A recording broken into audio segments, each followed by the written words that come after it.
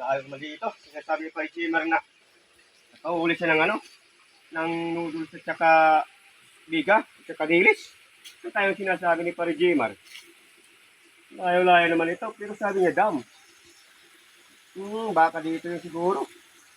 Magtatay nga tayo kung nakahuli tayo. Saan kaya yung paing?